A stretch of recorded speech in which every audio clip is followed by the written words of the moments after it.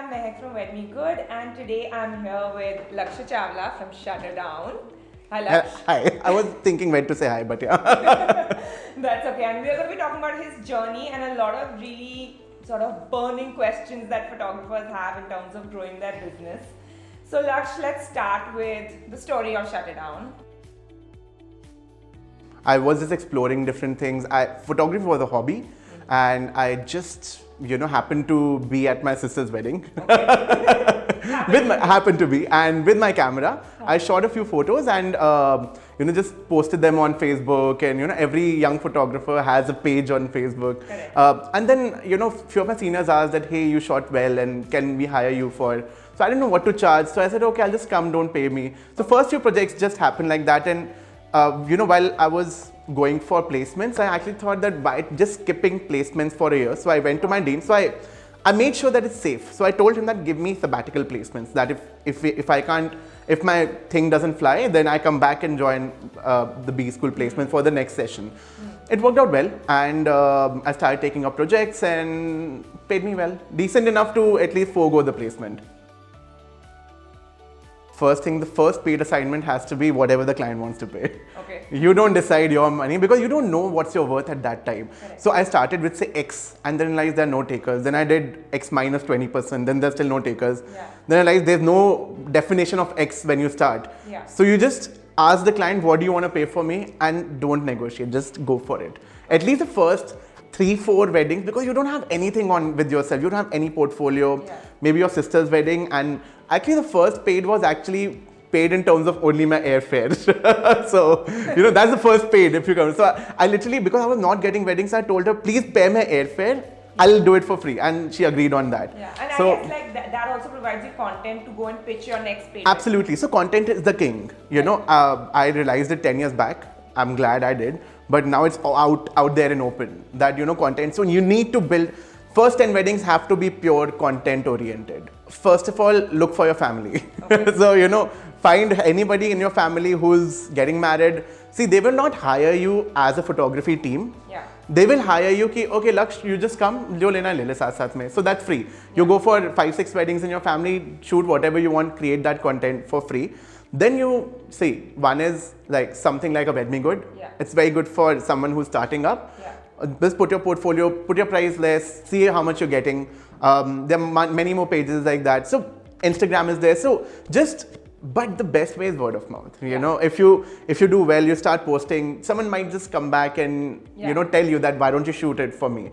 There are people who don't have budgets for a professional. Yeah. There are a lot of people like that who would want to hire someone creative. Parents don't mind, and you can just tag along with them.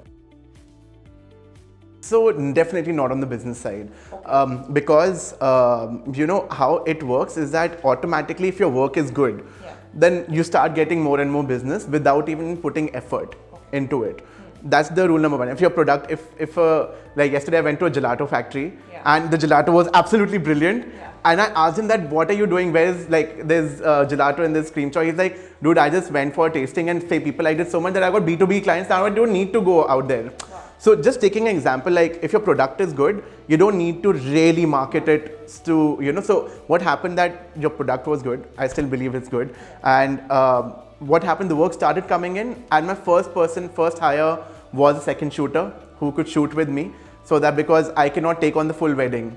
Things are very different back then. You do candid, traditional, samajh nahi aa raha tha kya hai. The industry itself was confused. So the first hire was a second shooter. Then the second hire was actually an editor because I was editing everything myself.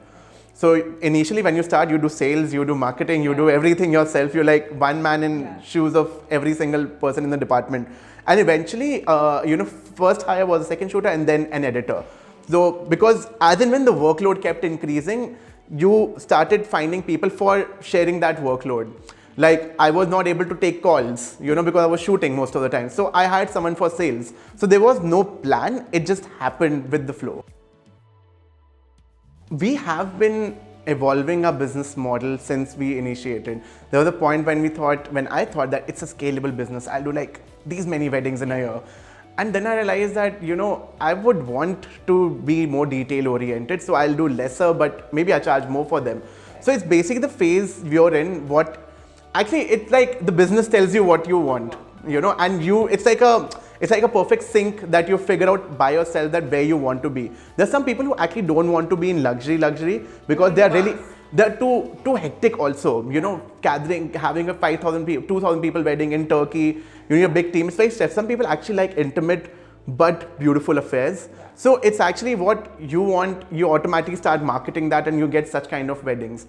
So that's how actually I feel it works out. So don't say I want to be this, see what you're liking in general. Correct, and I think that's a really important point because you will see that there are different types of, photographers and videographers. There is one kind of a company which will do many weddings across, many cities, and they'll just have their schedule very full.